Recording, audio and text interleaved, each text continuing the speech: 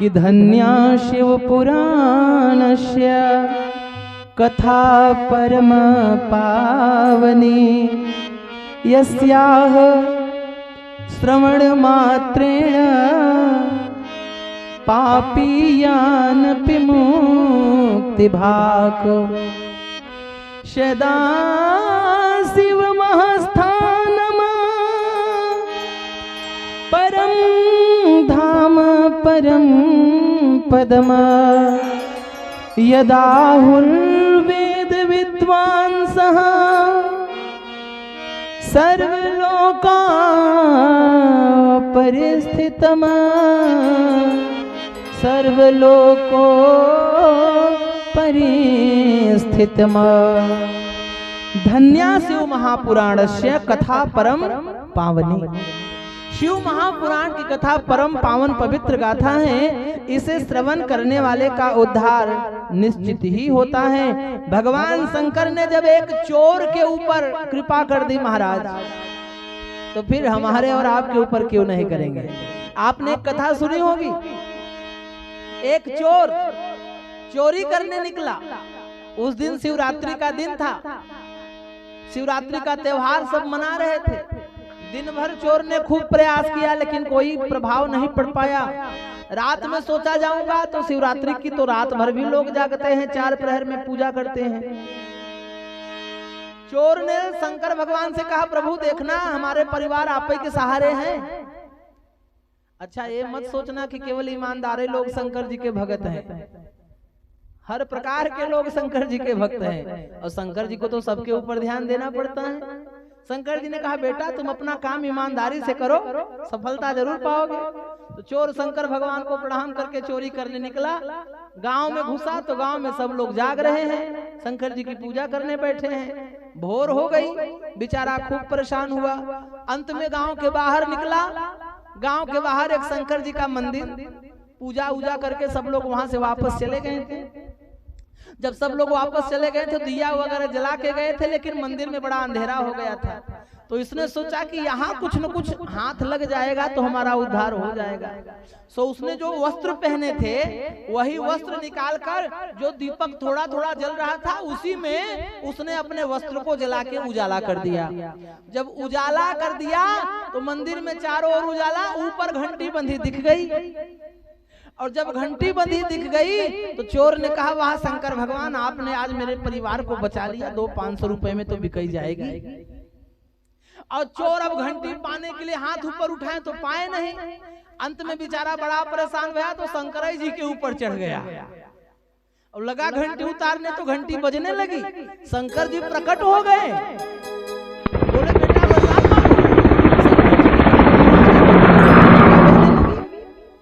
अरे मैंने सुना है कि आप तो उनके ऊपर प्रसन्न होते हैं जो आपके ऊपर दूध चढ़ाते हैं, दही चढ़ाते हैं, शक्कर चढ़ाते हैं, जल चढ़ाते हैं, फल चढ़ाते हैं। हमने तो कछु नहीं चढ़ाया, हमारे ऊपर काहे प्रसन्न हो गए। शंकर जी ने कहा, बेटा फल फूल तो सभी चढ़ाते हैं, लेकिन आज तक किसी ने अपने आप को नहीं चढ़ाया। तूने तो आज मुझे अपने आप को समर्पित कर दिया, इसलिए हम तुमसे प्रसन्न हैं। तो उसने कहा, प्रभु अगर प्रसन्न है तो हमारी ये चोरी करने वाली आदत छुड़वा दीजिए, कुछ ऐसा बना दीजिए कि हम देने लायक हो जाएं। शंकर जी ने कहा, ये जन्म जैसे तैसे काट लो, अगले जन्म में मैं तुम्हें देवताओं का कोषाध्यक्ष बनाऊंगा। वही चोर अगले जन्म में देवताओं के कोषाध्यक्ष बने, जिनका नाम है धनपति कुबेर। महाराज जब एक चोर को भी कुबेर बना सकते हैं तो हमें और आपको क्यों नहीं। इसीलिए तो किसी ने कहा कि है कोई नहीं तेरे जैसा इस दुनिया में बरदानी, है कोई नहीं तेरे जैसा इस दुनिया में बरदानी। सब सुमिरन करते संत मुनि, ऋषि ज्ञानी और सब ध्यानी, ऋषि ज्ञानी और सब ध्यानी। ना जाने किस पर खुश होकर तू क्या से क्या दे डाले, शिव शंकर डमरू वाले। शिव शंकर भोले भाले, है धन्य तेरी माया जग में वो दुनिया के रखवाले। शिव शंकर डमरू वाले, शिव शंकर डमरू वाले, शिव शंकर डमरू वाले, शिव शंकर डमरू वाले।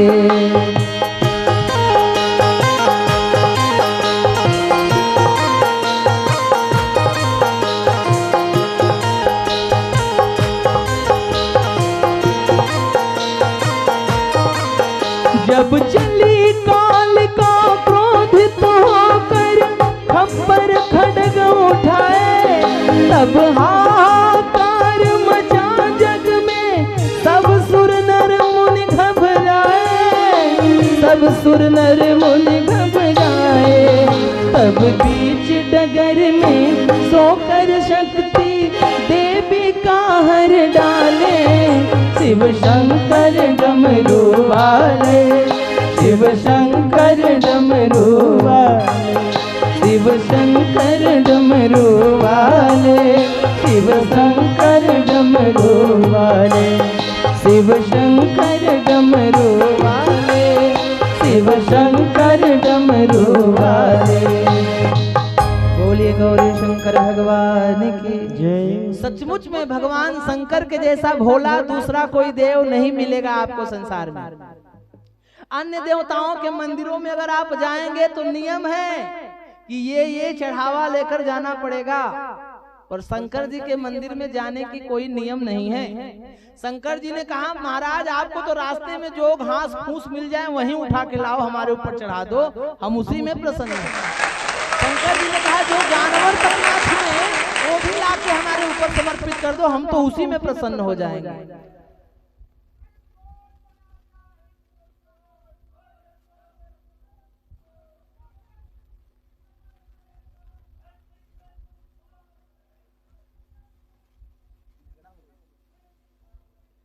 महाराज अब आप देखो जैसे भांग हो गया, भांग जानवर भी नहीं खाते, पशु भी नहीं खाते। समी हो गया वो भी पशु नहीं खाते। धतूरा हो गया वो भी नहीं खाते। संसार में जितने घास फूस जहर कोई पीता है, शंकर जी को लाओ चढ़ा दो भैया, सब उन्हें प्रिय हैं। तो शंकर जी के जैसा देव मिलना सच में बड़ा कठिन है। अन्य देवताओं का नियम है कि सवेरे 6 बजे मंदिर खुलेगा, दोपहर 12 बजे बंद, फिर शाम को 4 बजे खुलेगा, वो भी रात को 9 बजे बंद। लेकिन शंकर जी के मंदिर का कोई नियम, अन्य मंदिर में आपको दरवाजे और ताले मिलेंगे, लेकिन शंकर जी के मंदिर में ताला तो छोड़ो भैया, दरवाजा तक नहीं लगा है। और शंकर जी के मंदिर में दरवाजा कभी लगाना भी नहीं चाहिए, क्योंकि शिव कभी बंधन में नहीं रहते हैं। शिव हमेशा अविनाशी हैं, वे तो अविकार और निर्विकार हैं, वे तो निराकार है। और निराकार को भला कोई बांध पाया है? निराकार और साकार दो स्वरूप है परमात्मा का। निराकार जिसका कोई आकार नहीं, और साकार माने जिसका कोई एक रूप हो। निराकार दिखता नहीं और साकार दिखता है। जैसे ये साकार दिख रहे हैं, हम साकार दिख रहे हैं, और हम मर जाएंगे तो हम निराकार हो जाएंगे, नहीं दिखेंगे किसी को।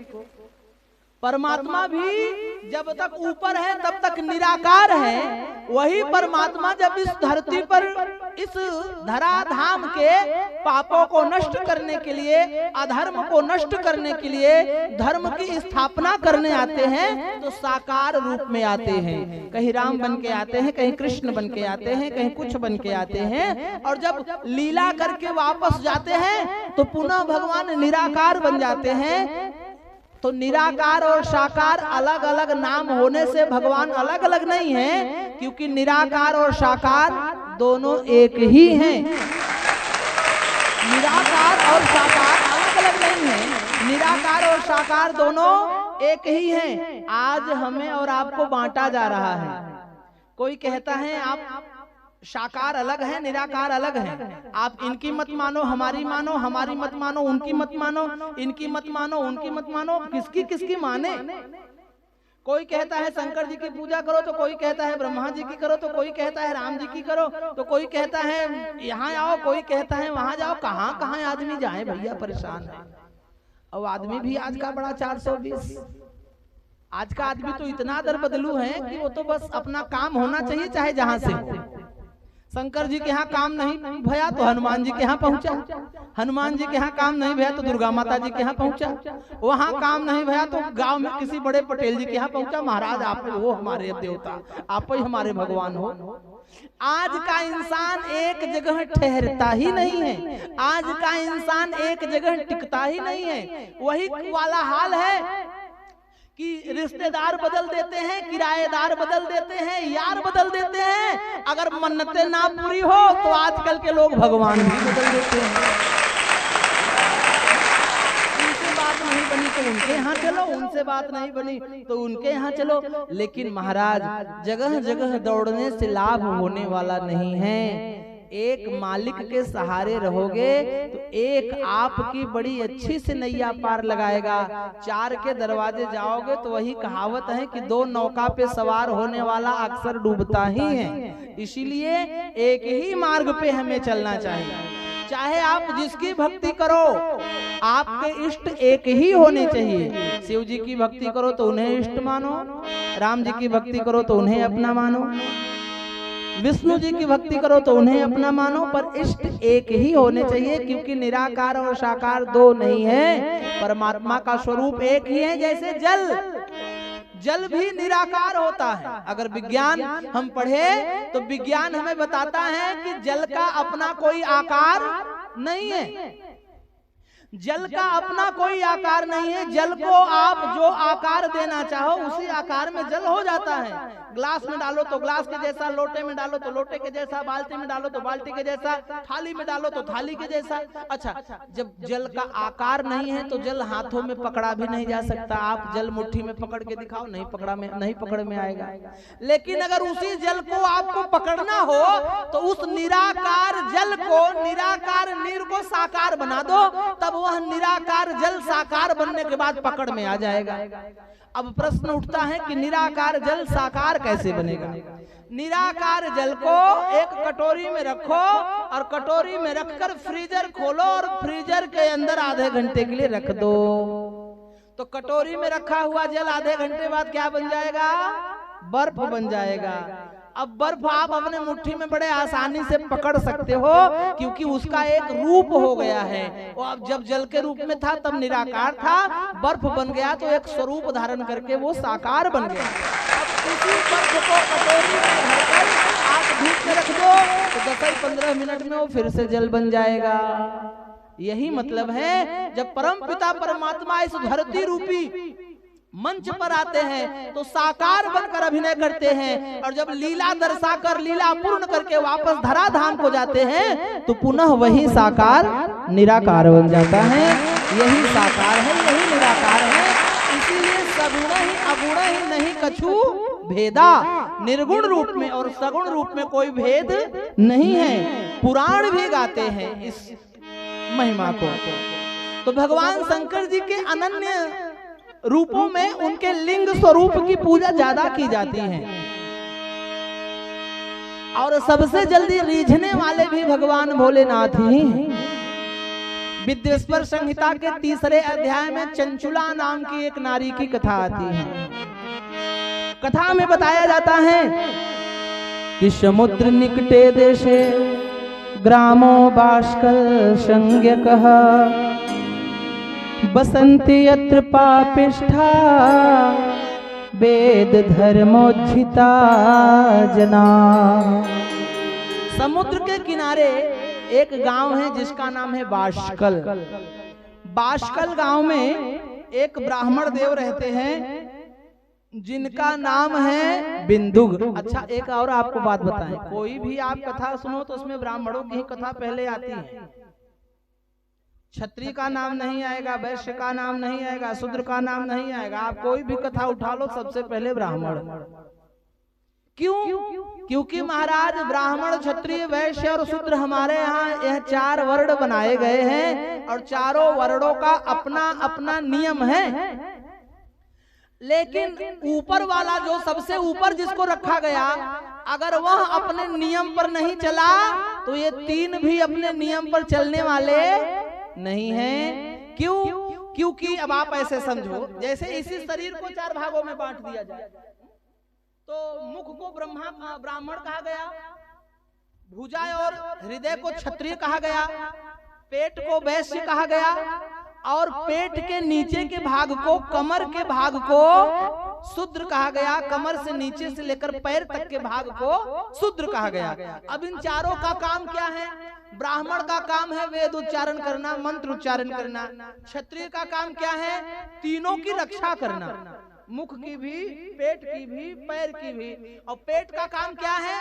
तीनों का पालन करना। जब तक यहाँ कुछ आएगा नहीं तो ये चलने वाले नहीं है, ये बोलने वाले नहीं है, ये भी चलने वाले नहीं है। ये भरा रहेगा तो ये तीनों मजबूत रहेंगे। अच्छा, पैर का क्या काम है? इन तीनों की सेवा करना, इन तीनों का भार उठा के अपने सिर पे चलना। यही चारों वर्णों का काम है। अब आप देखो, हर वर्ण पहले के समय में अपना अपना काम करते थे। यह जो मुख है यह हमेशा अच्छी बात बोलता था, वेद उच्चारण करता था, अच्छी बात बोलता था, समाज को अच्छा ज्ञान देता था, अच्छा उपदेश देता था, अच्छी नीति पर चलता था, अच्छी नीति पर चलने का सलाह देता था। तो ये भी सुरक्षित रहते थे, ये भी सुरक्षित रहते थे, ये भी सुरक्षित रहते थे। यह ब्राह्मण इन तीनों का देखभाल करता था। अच्छा, अब क्षत्रिय को आओ, अगर कोई आक्रमण करता था तो सबसे पहले क्षत्रिय ही तीनों को बचाने जाते थे। अगर कोई सिर पे लाठी मारने आए तो सबसे पहले पैर जाएगा कि सबसे पहले हाथ जाएगा? हाथ है, नहीं नहीं मत मारो, मत मारो। पेट पर कोई नहीं नहीं नहीं मत मारो, पीठ पर नहीं नहीं नहीं, पैर हाँ, पहले हाथ ही बचाने आएगा। यह बचाने का काम करता है। पेट भरा रहेगा तो ये बचाने भी दौड़ेंगे, ये बढ़िया उच्चारण करेंगे, अब ये तीनों की सेवा भी करेंगे, क्योंकि पेट से ही इन तीनों का भरण पोषण है। अच्छा, अब नीचे कमर के नीचे का भाग जो है वो शूद्र है, मतलब तीनों का भार उठाकर चलता है, तीनों की सेवा करने वाला है। यह सभी तो अपने अपने नियम पर थे, लेकिन आज यह सभी अपने अपने नियम से हट गए हैं। कोई अपने नियम पर चलने वाला नहीं है, तो इसमें किसी का दोष नहीं है। ना ब्राह्मण का दोष है, ना वैश्य का दोष है, ना क्षत्रिय का दोष है, ना शूद्र का दोष है। दोष है समय का। किसका दोष है? समय का। प्रभाव किसका है? कलयुग का। यह कलिकाल का प्रभाव है महाराज, इसमें किसी का दोष नहीं है। कलयुग में ऐसा ही होगा, ऐसा बाबा तुलसीदास जी ने और पुराणों ने पहले से ही लिख रखा है, कह रखा है। इस कलिकाल में, अरे महाराज अगर रामायण की चर्चा हो तो कहां कहां तक लिखा है, सुनकर भी आपको बुरा लगेगा, हम कहे काहे को। लेकिन बस इतना ही कहना चाहेंगे कि अगर चारों वर्ण अपने अपने नियम पर चलने लगे तो संसार को बदलने की आवश्यकता नहीं है, सब अपने आप ही बदल जाएगा, सब अपने आप ही सुंदर हो जाएगा। सब अपने अपने नियम पर अगर चलने लगे तो हमें किसी को सलाह देने की आवश्यकता ही नहीं है। अच्छा, एक बात आप बताओ, किसी जानवर के लिए आज तक कथा बनी? नहीं। बता दो कि कोई जानवर भी कथा बैठने सुनने गया हो? कभी नहीं। जितनी भी कथा बनी है सब मनुष्यों के लिए ही बनी है, क्योंकि भगवान को मालूम है कि जानवर अपने नियम पे रहेंगे। अगर नियम से भटकने वाले हैं तो वो इंसान ही है, और सचमुच में जानवर अपने नियम पर हैं। अब आप देखो, गाय का नियम है घास खाना, गाय का नियम है घास खाना, गाय घास ही खाएगी। उसके सामने मांस रख देंगे तो गाय मांस नहीं खाएगी। अच्छा, शेर का नियम है मांस खाना, वह मांस ही खाता है। उसके सामने घास रख देंगे तो शेर घास नहीं खाएगा, क्योंकि उसका नियम है मांस खाना। जानवर तो अपने नियम पर है, लेकिन आदमी के सामने मांस रख दो तो भी, घास रख दो तो भी, अरे राम राम राम, इतना पतित हो गया है आज का आदमी। अपने आप को कहता तो आदमी है, लेकिन आदमी जैसा बचा नहीं है। इंसान होने के बाद भी हृदय में और शरीर में इंसानियत नहीं बची है। हमारा शास्त्र कहता है, पुराण कहता है, ग्रंथ कहता है कि जो जबान से पानी पीने वाले हैं वे मांसाहारी रहेंगे, जैसे कुत्ता, बिल्ली, शेर, बाघ, चीता, ये सब जबान से पानी पीते हैं। तो जो जबान से पानी पिए वे मांसाहारी, लेकिन जो होठों से पानी पिए वे शाकाहारी। होठों से पानी कौन कौन? बैल, भैंस, बकरी, गाय, इंसान, हम लोग होठों से पानी पीते हैं। होठों से पानी पीने वालों को शाकाहारी, जबान से पानी पीने वाले को मांसाहारी। सब पहले के जमाने में अपने नियम पर थे, लेकिन इस कलयुग में कोई भी अपने नियम पर नहीं है। 84 लाख योनियों में 4